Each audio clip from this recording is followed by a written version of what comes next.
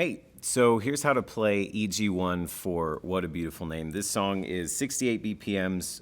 It was written in D, but I'm going to show it to you in C because we end up playing it in C more often than not. So there's some parts where they're able to use an open D string to drone a note on some of the parts that we're going to work around a little bit, but I wanted to show you C since that's what we play it in most of the time. So this song, for the beginning, for EG1, we're out for a while. We're out until the second chorus. We're out through intro, verse 1, chorus 1, verse 2.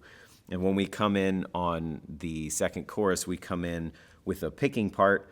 I've got the delay set to dotted eighth at 68 BPM. It's really just one repeat.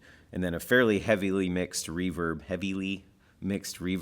and just a compressor. There's no drive on or anything. I actually don't use any drive on this song until the very end of the song. But anyway, that's what works for me. But this is what the signal sounds like. So you can hear it's pretty hefty on the reverb. And we're just playing a picking part that sounds like this.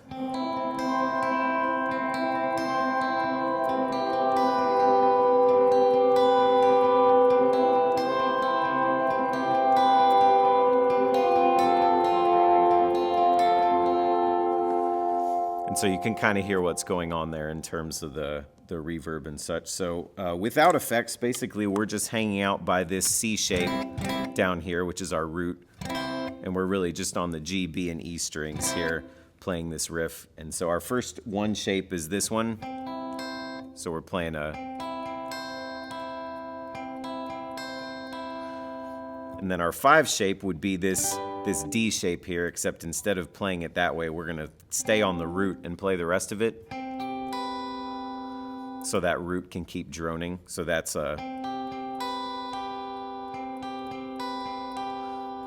then we're back to the 1 shape, back to our 5 shape, and back to our 4 shape, which is just the normal D shape.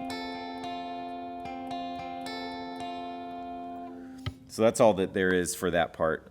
After that, our next part is an instrumental part before the bridge, and that goes to kind of a droning thing. And anytime that there's a drone, I actually turned my delay off all the way for this because I don't feel like it adds much of anything. But setting your reverb to 100% wet is something that's helpful for a drone sound because it kind of just makes it sound atmospheric. There's none of your dry signal in there. It's just kind of like in the background and hanging out. And this part is just kind of like a light backgroundy type thing. And what I'll like to do for this part is just use my fingers to pick the string, and we're just on the root, on the C up here, an octave above where we were before. So this is what that sounds like.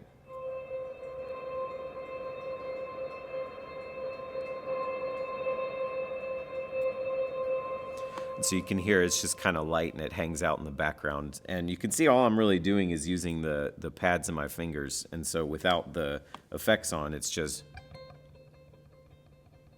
sounds totally dumb without the effects. But that just try and keep your strokes pretty even. And then when you add the effect back in, it makes kind of a nice thing that just kind of trills along in the background behind everything else. That sounds pretty, and you can hear what happens if you accent too much on one of those parts, but you just kind of loosely pick in time with the song, and it usually comes out sounding really good. After that, our next section for the bridge is another picking part that's down here around where we were before, and same settings as I was playing originally in the chorus, and that part we're playing like this.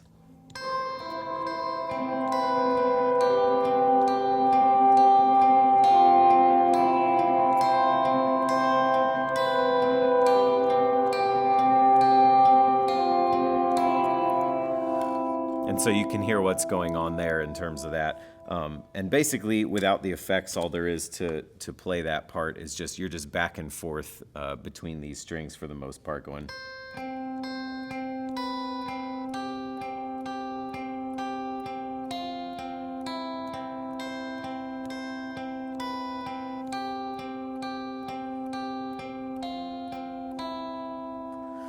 And again, that's how we'll compensate in C for the droning effect. There's a simpler way. You could also play it just on a single string on the B string up here with the effects as kind of a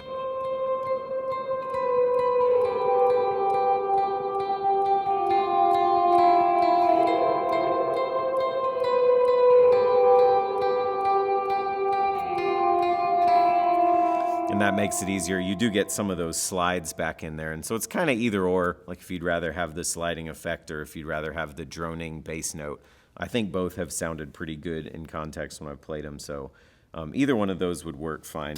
Without the effects for that, you're just climbing down on the B string.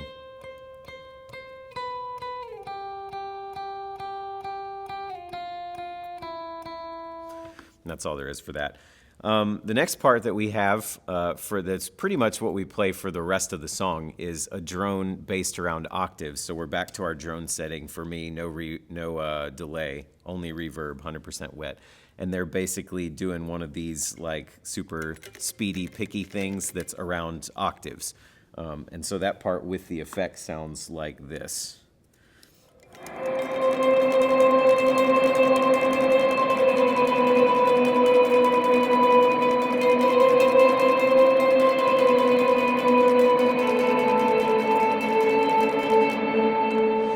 So you can see what's going on there. It just adds a ton of space. It's a little more intense than what was happening in the song before that point. And we're playing that through the whole last chorus and pretty much all those sections. And then right for the very last chorus, I'll kick on a drive with that same thing and play the same thing.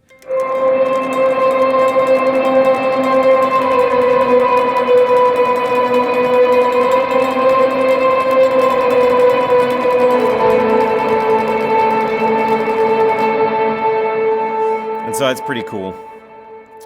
Anyway, all that's really happening is, again, we're playing octaves. The root octave, we're basically playing the root. So that's a 1, a 7, a 1, 7, 6.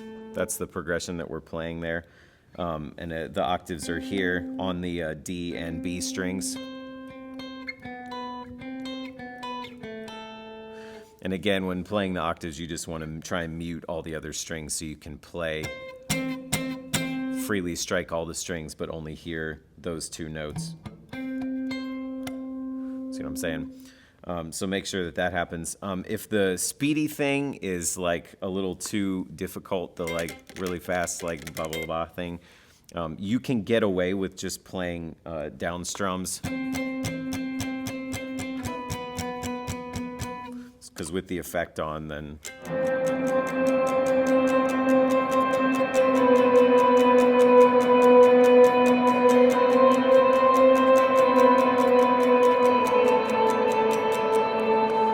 Inside a mix, you won't be able to tell a whole lot.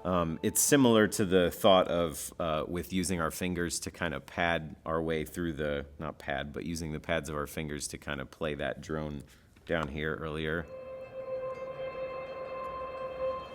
Same thing, we're just kind of playing like 16th notes or whatever, and inside a mix it'll be okay, but it's fun and it's worth the effort to be able to, and it does add some intensity to the part to be able to play the kind of trill, like speedy picking part. But anyway, that's everything for EG1 for What a Beautiful Name.